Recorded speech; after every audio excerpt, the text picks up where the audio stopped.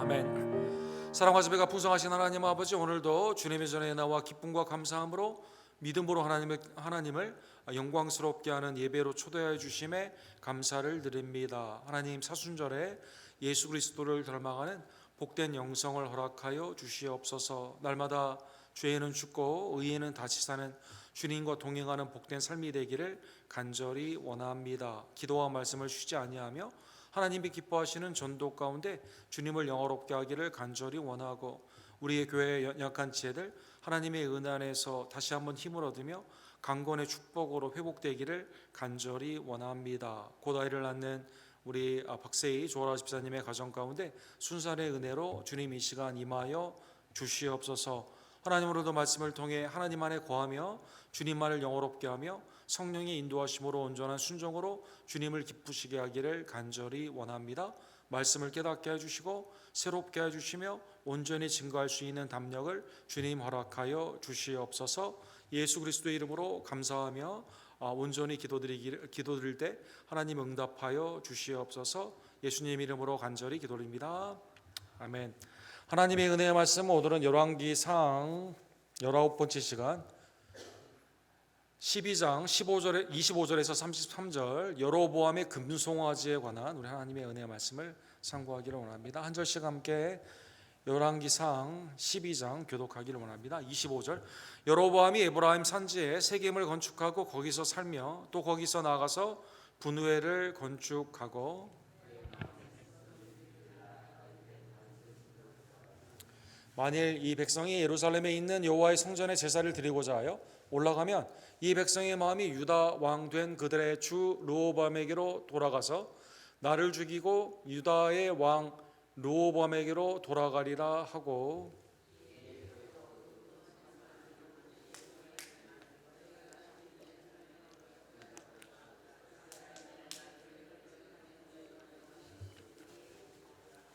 하나는 베델에 두고 하나는 단에 둔지라.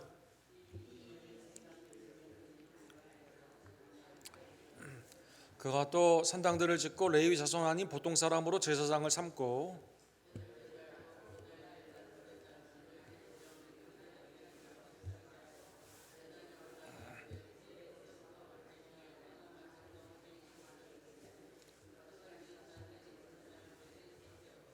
같이 30절 읽겠습니다.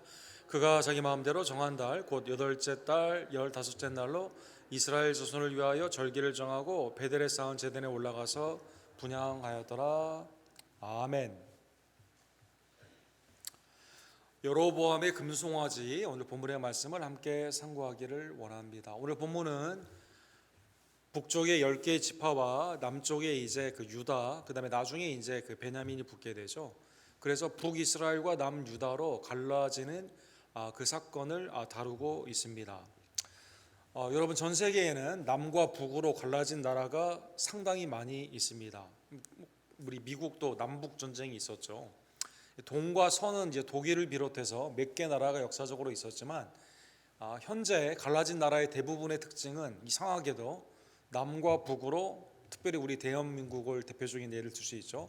남과 북으로 나누어진 나라가 많다라는 것입니다. 지금 이제 그 아라비아 반도에서 수에즈 운하 쪽으로, 홍해 쪽으로 가는 거기에 막 자꾸 이제 미사일을 날리고 있는 예멘이라는 나라가 있죠. 예멘도 북예멘과 남예멘으로 나누어져 있습니다. 그 다음에 이제 그 홍해 쪽에서 그 애굽 밑에 아주 강력한 나라를 이루었던 이디오피아와 그 밑에 있는 수단이라는 나라가 있습니다. 수단도 북수단과 남수단으로 나누어지고 있는 것이죠. 그 다음에 이제 EU 안에 있으면서 굉장히 섬나라이지만 그 반은 헬라, 반은 터키로 나누어져 있는 이 사이프러스라는 그러한 나라가 있습니다. 구레네라고 성경에 나와 있죠. 여기도 남과 북으로 나누어져 있습니다. 그 다음에 이제 북 아일랜드 섬 가운데 북 아일랜드와 남 아일랜드, 아일랜드와 영국령으로 나누어져 있는 이 북과 남이 다 나누어져 있다는 것입니다. 공통점은 뭘까요? 공통점은 정치적으로나 이념적으로 나누어진 것도 있지만, 종교가 이렇게 달라지게 되면서 분파별로 나누어진 것을 볼 수가 있습니다. 우리 북은 종교가 없고 공산주의고, 남쪽은 이제 종교가 있고 특별히 이제 기독교가 있죠. 그다음에 이제 나머지 있는 나라들도 대부분 종교, 캐톨릭과 기독교, 그다음에 이제 그 안에 있는 모슬렘 사이에도 파가 다른 이러한 나라들이 이렇게 나누어져 있습니다. 오늘 본문의 북이스라엘과 남유다는 그러면 왜 나누어지게 되었을까요? 다윗의 통합 왕국과 솔로몬의 그 왕국 가운데 이 나라가 평강했는데 솔로몬 때는 굉장히 부강했죠. 그런데 이제 솔로몬이 우상을 섬김으로 말미암아 사무엘하 7장에 있는 다윗의 언약을 하나님이 기억하여 주셔서 솔로몬의 당대는 아니고 그 다음 세대에 이제 북과 남으로 나누어지게 되게 됩니다. 그래서 솔로몬이 죽은 후에 이제 솔로몬의 부하 노역을 감당했던 에브라임 지파, 아주 강력한 지파죠. 여기에 이 큰 용사였던 이 그 여로보암이 이스라엘을 대표로 해가지고 이 솔로몬의 아들인 르호보암에게 다음과 같은 것을 제안을 하게 됩니다.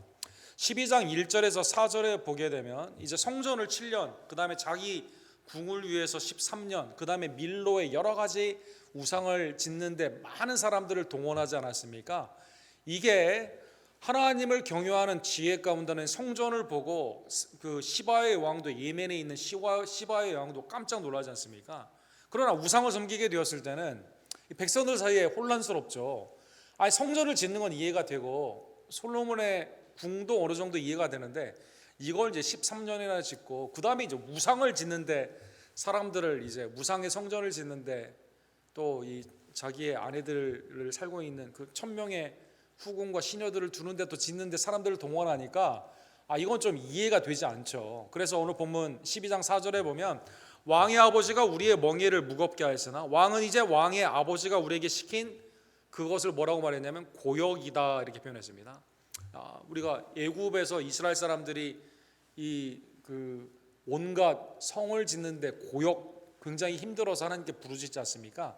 같은 단어를 쓰면서 이거 너무 부당했다. 그러니까 앞으로는 이거 건축 같은 거 많이 하지 말고 좀 우리를 좀 잘 가볍게 좀 다뤄달라 이렇게 부탁을 하게 되는 것이죠. 그래서 무거운 멍에를 가볍게 하소서. 그리하시면 우리가 왕을 섬기겠나이다. 솔로몬 성전에는 지혜 가운데 부귀와 영화, 건축물이 사람들한테 큰 칭찬을 받았어요. 그러나 이게 하나님의 목적이 아니라 자기의 부귀 영화를 드러내게 되는 우상의 전을 만들고 자기의 후궁들을 사는 그러한 곳을 사게 되었을 때는 이게 고역이 되고 그 다음에 나라의 분열의 요소가 되게 된다는 것입니다. 르호보암의 생각에는 이 본문에 보면 이게 약간 조건적이잖아요. 아니 내가 왕인데 당연히 너희들이 나를 섬겨야지 이렇게 해주면 섬기고 이렇게 안 하면 섬기지 않겠다. 이 말 자체가 상당히 이제 그 왕으로서는 자기의 절대 국권에 도전하는 것처럼 생각됐겠죠. 그래서 오늘 본문에 보면 3일의 시간을 달라라고 말하게 됩니다. 3일의 시간 동안에 하나님께 부르짖고 기도한 게 아니라 먼저 아버지 때 있었던 아버지와 함께했던 그 어르신들을 보게 되게 되는 것이죠. 그래서 어르신들이 7절에 보면 이렇게 조언을 합니다. 왕이 만일 오늘 이 백성을 섬기는 자가 되어, 이때부터 벌써 뭐가 나옵니까? 섬김의 왕, 이 말이 나오는 거죠. 처음으로 성경에 왕은 집권하여 누르는 건데 왕의 도를 어떻게 가르쳤냐면 섬겨야 된다. 누구를 섬겨요? 백성들을 섬기는 거죠. 오늘 본문에 보면 섬기는 자가 되어 그들을 섬기고, 이게 여러분 3,000년 전에 섬김의 지도자의 왕, 이건 당시에 상상할 수도 없는 말이거든요. 지금도 상상할 수도 없는. 그래서 오늘날 얼마나 많은 독재자들이 많습니까? 오늘날 자기가 가지고 있는 그 위정자들이 얼마나 그걸 가지고 그 권력을 남용을 많이 합니까?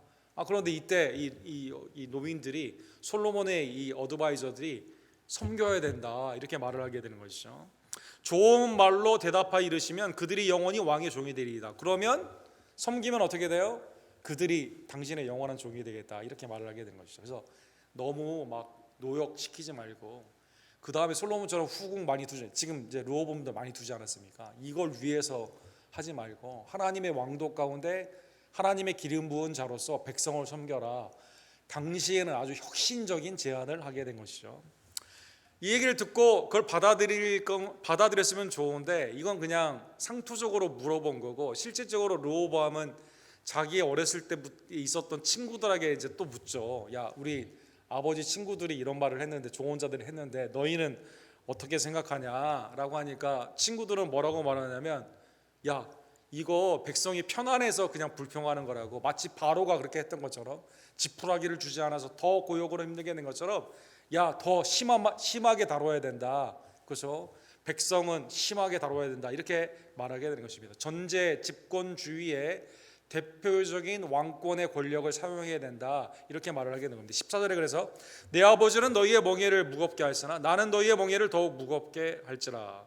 내 아버지는 책직으로 너희를 징계하였으나 나는 전갈 책직으로 너희를 징치하리라. 그래서 아주 심한 말을 하는 거죠. 여러분, 전갈 물리면 죽는 거 아닙니까? 그러니까 내 말 안 들으면 죽이겠다 이렇게 하는 거죠. 왕의 권위에 도전을 한다고. 그렇죠? 루이 17세가 말한 것처럼 짐이 곧 국가인데 어디 감히 조건으로 이렇게 하면 날 섬기겠다고 말을 하느냐. 대표적인 왕권에 있어서 악용을 하는 그 모습이 이렇게 나와 있다는 것입니다.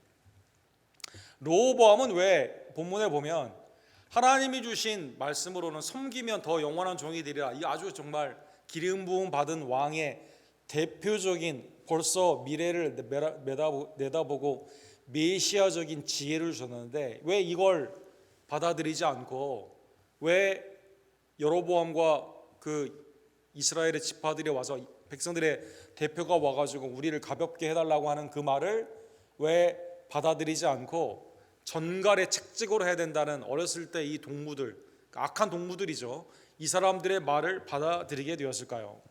15절에 보면 이렇게 하신 것이 하나님의 섭리 가운데 있었다, 이렇게 말하게 됩니다. 일단 르호보암이 왜 악한 이 조언을 결정했는가, 이 본문의 구성을 보게 되면 이 동네가 아니라 어렸을 때도 같이 자란 이 동무들이 악한 동무였거든요. 여러분, 고린도전서 15장에 보면 악한 동무가 우리를 더럽히지 않습니까? 그래서 좋은 자가 좋아야 되는데, 오늘 새벽에도 우리가 보았죠. 그렇죠? 하나님의 은혜 가운데 내가 누구의 조언을 듣느냐, 이걸 분별을 해야 되고, 어리석은 자는 그냥 막 듣거든요. 그래서 오늘 본문에 보면 악한 동무 때문에 그런 거. 두 번째로는 잘못된 권위주의죠. 하나님의 나라를 대표하는 이스라엘은 제사장의 나라 가운데 위임의 통치거든요. 내가 이걸 내 마음대로 하는 게 아니라 하나님의 뜻 가운데 하는 거거든요. 하나님의 뜻은 뭡니까? 공의와 선대, 그죠? 공의와 사랑으로 선대라는, 백성을 선대하는 거거든요. 그 다음에 이제 그런 생각이 있겠죠. 내가 정통성을 가지고 있는 솔로몬의 아들인데 어디 감히 와가지고 이렇게 하면 섬기겠다라고 말을 하게 되느냐. 왕위에 대한 도전으로 생각을 하게 되면서 교만 가운데 그렇게 했다는 것입니다. 그러나 오늘 본문에 보면 이것은 하나님의 섭리였다는 것입니다. 그렇죠. 우리가 지난주에 본 것처럼 이 아이야라는 선지자를 통해서 옷을 이렇게 찢어가지고 10개를 주지 않습니까? 여로보암에게. 솔로몬이 우상 숭배를 했기 때문에 나라가 갈라지게 된다, 이렇게 말하지 않았습니까? 그 예언이 하나님의 섭리 가운데 인간의 수많은 판단이 있었는데, 죄악이 있고 잘못된 판단인데 하나님의 뜻이 그 가운데 이루어지고 있다는 것입니다. 그래서 이 일은 여호와께로 말미암는 것이라, 여호와께서 전에 실로의 아이야로 느밧의 아들 여로보암에게 하신 말씀을 이루게 하려 함이라. 그래서 아이야 선지자를 통해서 여로보암에게 말했던 그것이 이루어지게 되는 것이죠. 그래서 여로보암에게 뭘 말했습니까? 너는 하나님을 경외하고 온전히 말씀 가운데 하게 되면 하나님이 너의 왕위를 영원히 지키시리라. 사무엘하 7장에 있는 다윗의 언약의 연장선상이 어떻게 됩니까? 르호보암이 아니라 여로보암이 무엇 가운데 순종으로 이어지게 되는 그 말씀의 예언이 이렇게 이루어지게 되게 되는 것이죠. 그래서 이 전갈의 책직으로 한다고 하니까요, 여로보암과 더불어 이스라엘 백성들이요, 야, 이거 안 되겠다 그러면서 왕으로 인정을 하지 않고 10개의 지파가 북쪽을 중심으로 해서 이제 새로운 나라를 세우게 됩니다. 남과 북이 갈라지게 되었다는 것입니다. 16절에 보면 이 이스라엘 사람들이요, 이렇게 말을 합니다. 우리가 다윗과 무슨 관계가 있느냐. 그렇죠. 다윗은 유다 족속인데 우리와 지파로 보게 되면 뭐 별로 관계가 없다 이렇게 말하게 되는 것이죠. 사실은 넓게 보면 하나 형제인데 지금 우리를 악하게 하게 되니까 더 이상 통합의 왕으로 인정해 줄 수가 없다는 것입니다. 이세의 아들에게 받을 유산이 없도다. 이스라엘아 너희 장막으로 돌아가라. 다윗이여 이제 너는 내 집으로 돌아가라 하고 이스라엘이 그 장막으로 돌아가니라. 그죠? 이제 남남으로 헤어지게 되게 되는 것이죠. 아주 특이한 것은요, 사랑하는 성도 여러분, 이들이 말했던 그 말이 다윗 왕 때 세바라는 사람이 있었습니다. 이 사람이 다윗 왕조를 인정을 하지 않거든요. 그래서 반란을 일으키는 그 모습이 사무엘하 20장에 나오거든요. 불량배인 세바와 그를 따르는 불량배들이요, 이 말을 그대로 했습니다. 우리는 다윗과 나눌 분깃이 없으며 이새의 아들에게서 받을 유산이 우리에게 없도다. 이스라엘아 각각 장막으로 돌아가라. 이렇게 말했는데 이때 있었던 그것이 오늘 또 이렇게 일어나게 되는 것이죠. 그때 하나님이 세바를 지혜로운 여인을 통해 심판하게 되게 되는데, 오늘 본문에 그래서 하나님의 아이야를 통해 주신 말씀이 10개의 지파가 북쪽으로 이제 가게 되고, 더 땅도 넓어요. 지역도 훨씬 좋습니다. 오른쪽에 갈릴리, 왼쪽에 지중해예요. 북쪽으로는 아람 사람과 더불어 너무나 많은 사역을 할 수 있습니다. 또 해변에 있는 도시들은 두로와 시돈과 같은 무역이 있기 때문에 훨씬 더 오른쪽에는 바산, 그 암소들을 채우게 되는 너무나 좋은 곳이 있고, 길리앗과 같은 향료가 나게 되는 아주 약초지가 있게 되고, 그다음에 왼쪽으로는 지중해 물물을 가지고 올 수 있는 아주 좋은 땅들을 가지고 10개의 지파가 나아가게 되는 것입니다. 그러니까 이제 이 르호보암 남쪽 이 유다로 이제 되는 이 왕은 기분이 좋아요, 안 좋아요? 너무 안 좋죠. 반란을 일으켰네 라고 해서 군대를 동원하게 됩니다. 군대를 동원하여 가서 전쟁에 나아가려고 하게 되는데 하나님이 스마야라는 선지자를 보내게 됩니다. 여호와의 말씀이 너희는 올라가지 말라, 전쟁에 참여하지 말라는 것입니다. 동족 상잔의 비극이 너희 가운데 있으니까 절대 전쟁을 해서는 되지 않는다. 너희 형제 이스라엘 자손과 싸우지 말고 각기 집으로 돌아가라. 그 다음에 이렇게 말씀하시죠. 이 일이 나로 말미암아 난 것이니라. 하나님의 섭리 가운데 있는 거거든요. 우상을 섬기는 그러한 것 가운데 하나님이 새 출발 가운데 북이스라엘로 나누게 되고 10개와 그 다음에 남유다와 베냐민을 이렇게 나누게 되는 이것이 하나님의 구속사의 계획 가운데 지금 있고, 그 다음에 이 일이 하나님의 놀라우신 섭리 가운데 있기 때문에 절대 같은 동족과는 싸우지 말라는 것입니다. 그래서 전쟁을 여기에서 멈추게 됩니다. 그래서 돌아오게 되는 것이죠. 르호보암은 전쟁을 원했지만 하나님의 말씀 가운데 하나님이 이 전쟁을 막습니다. 그리고 북과 남이 이때부터 이제 나누어지게 된다는 것입니다. 자, 여로보암의 입장에서는 아이야의 선지자를 통해서 주신 하나님의 말씀이 그대로 이루어지게 됐습니다. 그냥 자다가 일어나 보니까 자기가 왕이 된 거예요. 그것도 몇 지파? 10지파의 왕이 된 겁니다. 땅은 광활하고 너무 비옥합니다. 그리고 자기를 따르는 사람이 이렇게 많이 있게 되는 것이죠. 그러면 이때 여로보암은 어떻게 생각을 했어야만 될까요? 아니, 자기는 아무것도 아닌데 자기를 왕으로 세워주신 에브라임라는 지파인데다가 사실은 언약 가운데 내가 있지 않았는데 나는 그냥 노역을 감당하던 솔로몬의 부하 아니었습니까? 근데 하나님이 나를 택하사 왕으로 세워졌기 때문에 아이야를 통해 주신 11장에 있는 말씀처럼 전적으로 하나님을 섬기고 하나님의 말씀 가운데 지도하게 되면 그의 아들 하나님의 이 왕권에 대한 그 은혜가 계속 이어지게 되게 되는 것입니다. 그런데 오늘 본문에 보면 여로보암이 왕이 되자마자 두 가지의 마음이 생기게 됩니다. 하나는 욕심이고 하나는 두려움입니다. 그렇죠. 우리의 모든 죄가 이 두 가지에서 나오잖아요. 욕심, 탐욕 가운데 있는 것과 두려움 가운데 있는 이 두 가지가 있는데 이 두 가지가 일어나게 되는 것이죠. 27절에 보면 여로보암이 왕이 됐는데 두려움이 생기게 됩니다. 만일 이 백성이 예루살렘에 있는 여호와의 성전에 제사를 드리고자 하여 올라가면, 지금 세겜에 자기의 궁을 지었어요. 분우엘이라는 곳에 더 또 이 수도를 만드는 것 같이 큰 도시를 지었습니다. 그런데 이제 지금 하나님만을 경외하면 되는 거예요, 지금부터는. 그런데 이걸 다 짓고 났는데 마음에 두려움이 생긴 거죠. 무슨 생각을 합니까? 이 10개의 지파가 출애굽기와 신명기에 나와 있는 절기의 신앙, 3대 절기, 5대 절기, 7대 절기, 이 절기가 있을 때 어디에 가요? 절기를 지킬 때는 어디로 갑니까? 예루살렘에 가게 되거든요. 그러면 국경을 통과해 예루살렘에 가지 않습니까? 근데 지금 양쪽이 전쟁하는 관계가 아니에요. 왔다 갔다 할 수 있어요. 스마엘을 통해서 싸우지 말라고 했기 때문에 뭐 예루살렘에 와서 예배를 드리고 절기를 드리고 갈 수도 있거든요. 그런데 마음에 두려움이 생긴 거죠. 예루살렘에 올라가게 되면 물론 북쪽에서 남쪽으로 가지만 예루살렘이 시온 이게 700m 위에 있기 때문에 올라간다는, 성전은 항상 올라간다고 표현을 합니다. 이 백성의 마음이 유다 왕 된 그들의 주 르호보암에게로 돌아가서 거기 가면, 예루살렘에 가게 되면 분명히 나를 배신하고 르호보암을 섬길 거다라는 것입니다. 그 다음에 두려움이 어떤 생각이 나요? 그리고 나를 죽일 거다라는 생각을 갖게 되는 겁니다.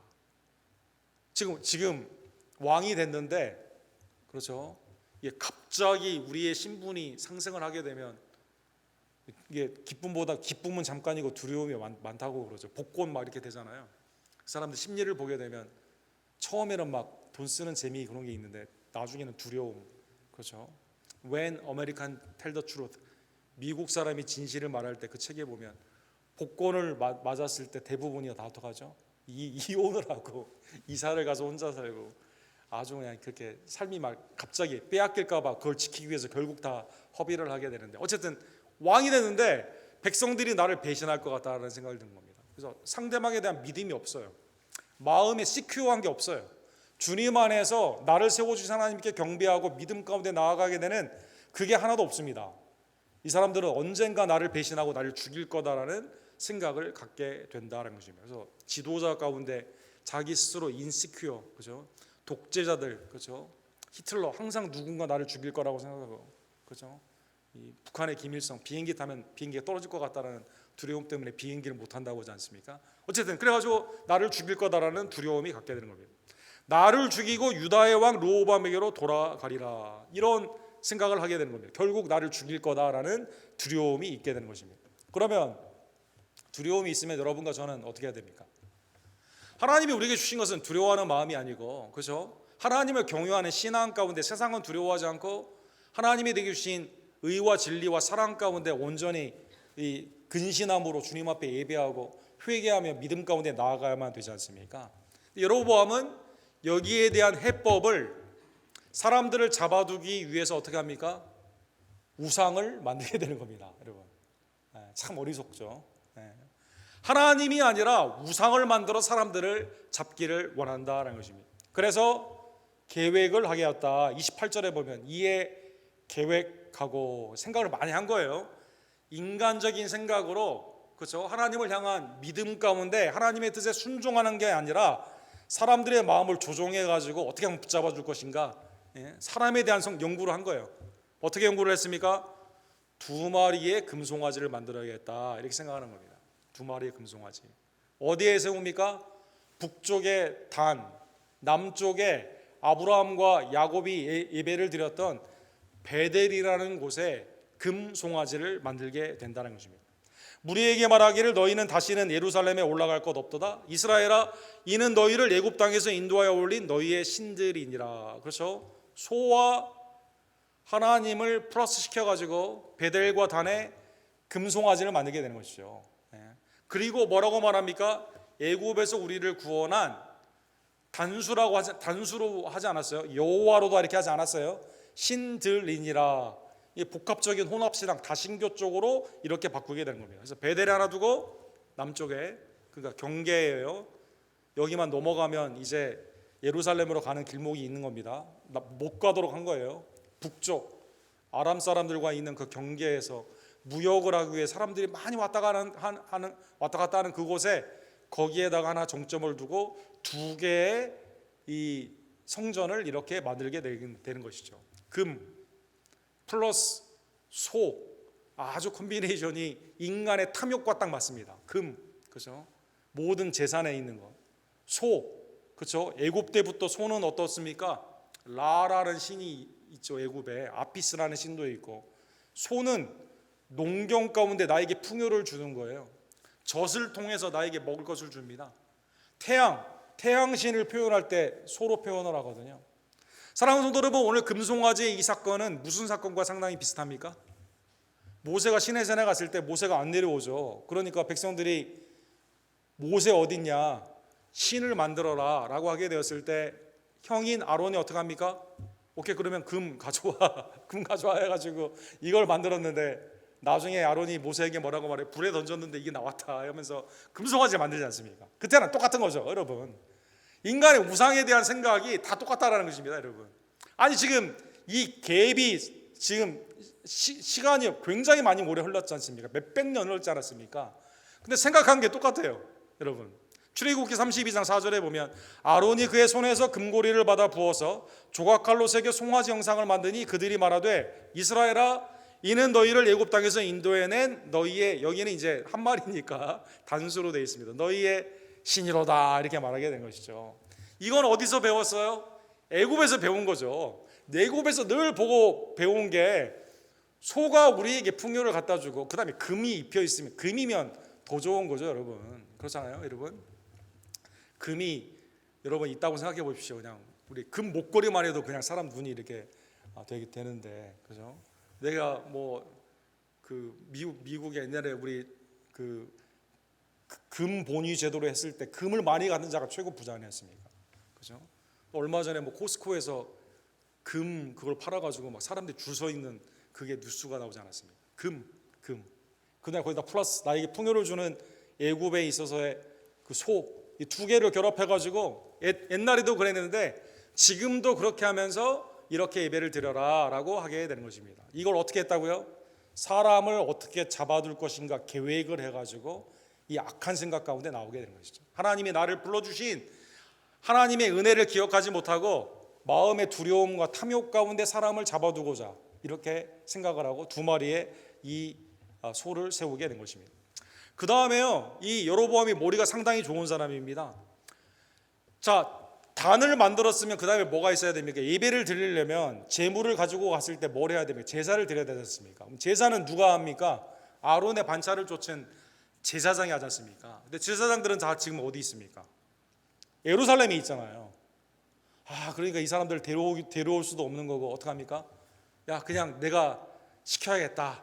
마음대로 사람을 뽑아가지고 제사장을 시키게 되는 것이죠. 그 다음에 절기를 지키러 가게 되는데, 아니 보니까 초막절 같은 경우는 유대인의 달력으로 7월 15일이거든요.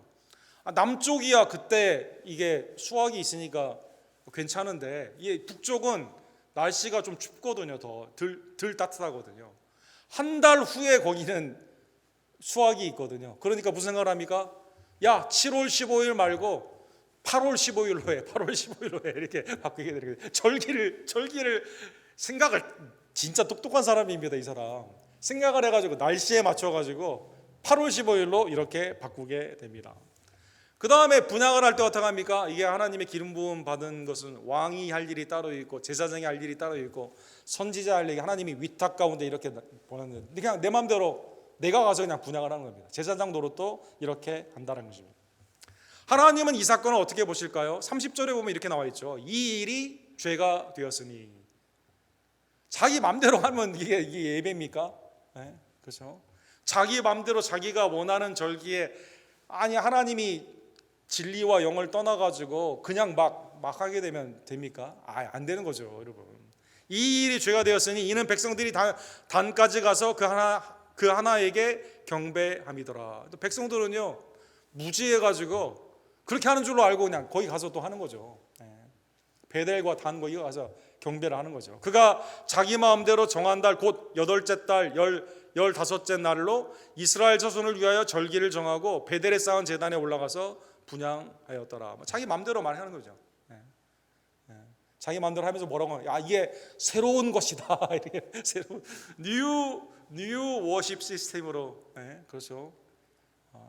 설마 이렇게 하면서 자기가 개혁했다는 말은 안 했겠죠.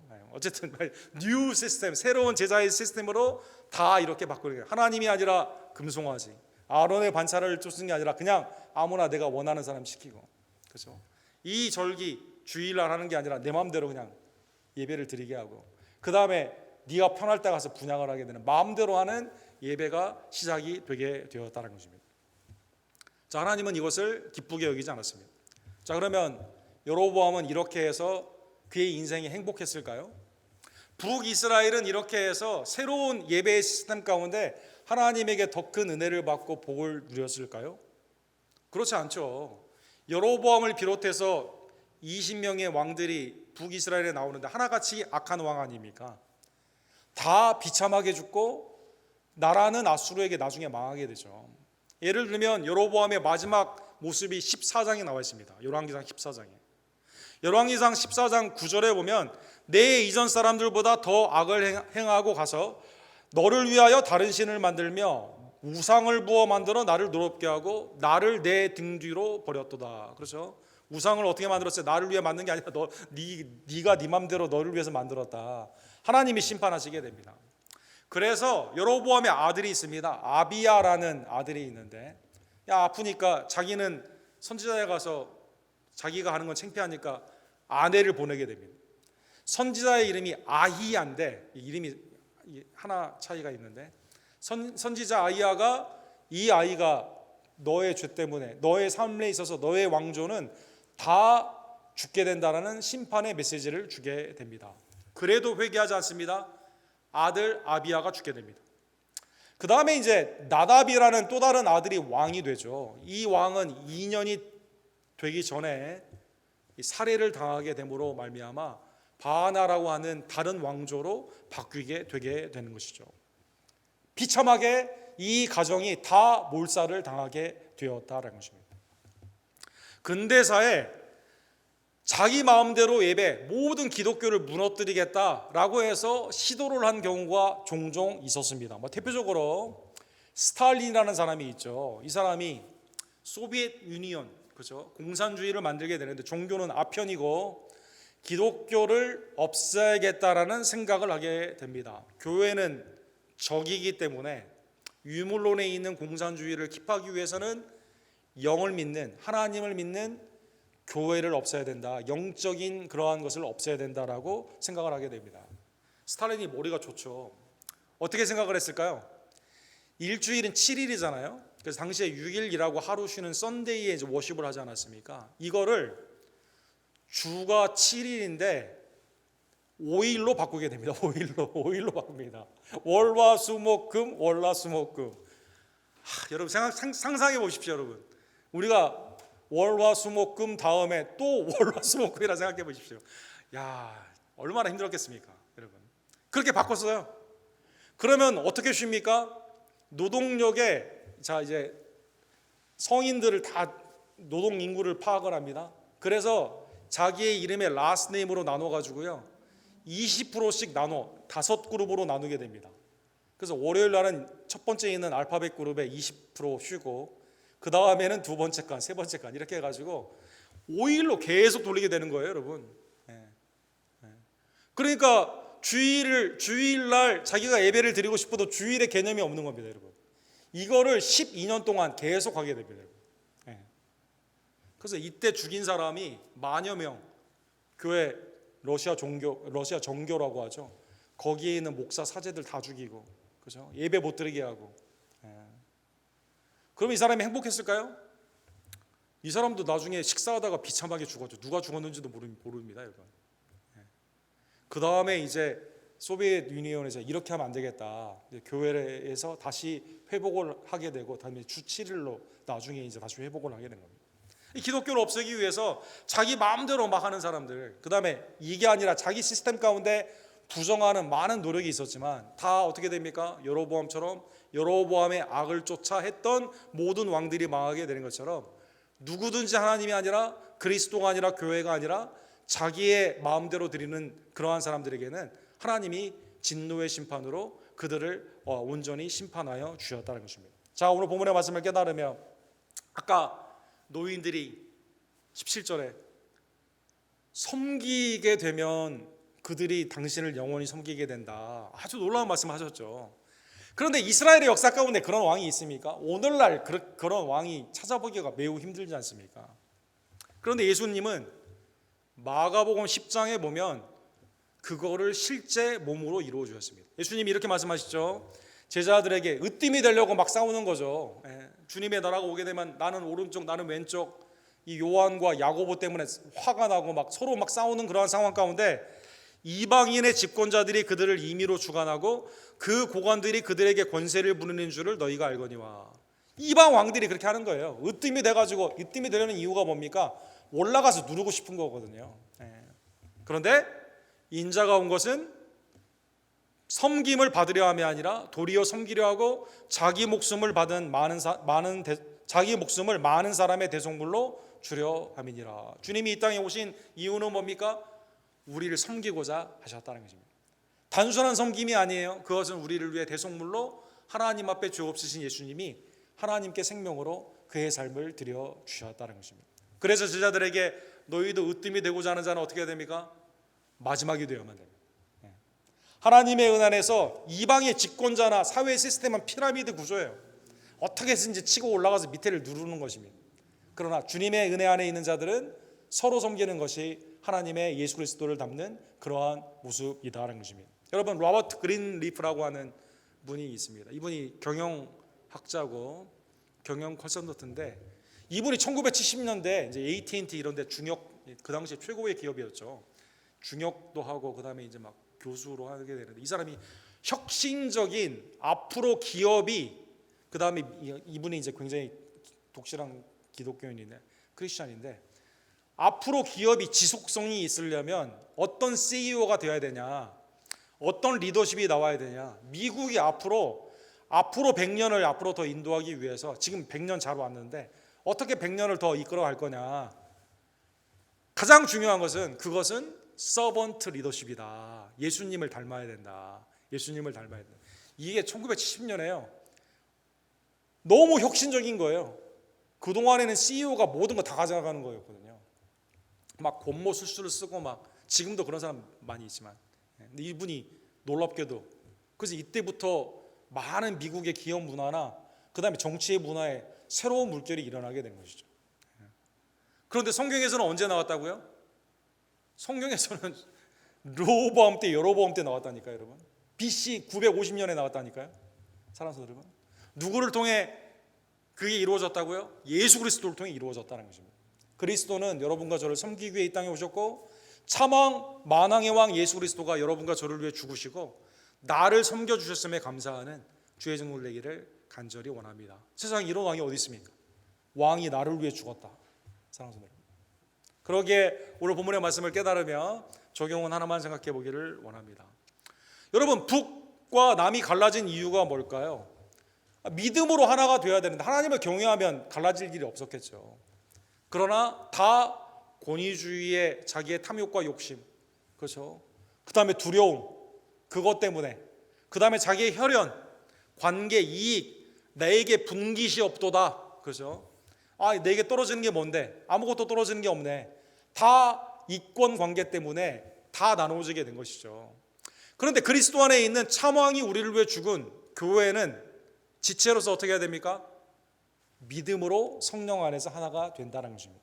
에베소서 4장 1절에 보면, 그러므로 주 안에서 갇힌 내가 너희를 권하노니 너희가 부르심에 받은 일에 합당하게 행하며 모든 겸손과 온유로 하고 오래 참음으로 서로 용납하고 평안에 매는 줄로 성령이 하나 되게 하신 것을 힘써 지키라. 그렇죠? 어떻게 우리가 하나가 됩니까?